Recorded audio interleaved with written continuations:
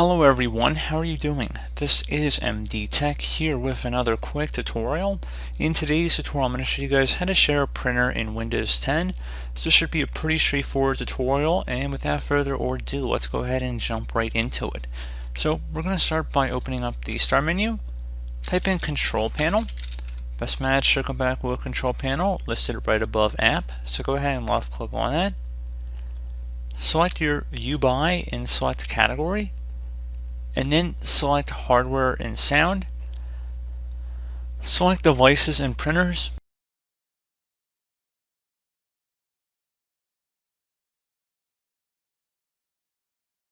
And now right click on whatever printer you're having the issue with or you want to share. So just right click on whatever printer you want to share and then select Printer Properties.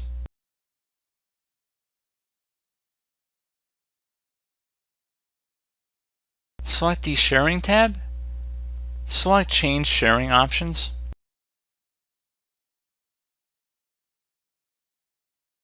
Check mark where it says Share this printer. Name this printer whatever you want, so the share name would be listed here.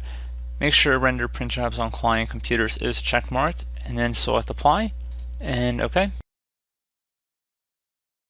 And also, I would suggest if you want to click on the little back arrow up there, and then click on that again, go to Network and Internet, select Network and Sharing Center, and then select Change Advanced Sharing Settings on the left side. You want to turn on Network Discovery, turn on File and Printer Sharing should be enabled as well, and then click the little drop down arrow underneath all networks.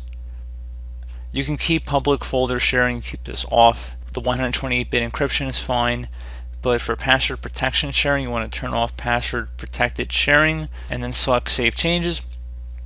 And that's it, you should be good to go. So as always, thank you guys for watching this brief tutorial. I do hope I was able to help you out, and I do look forward to catching you all in the next tutorial.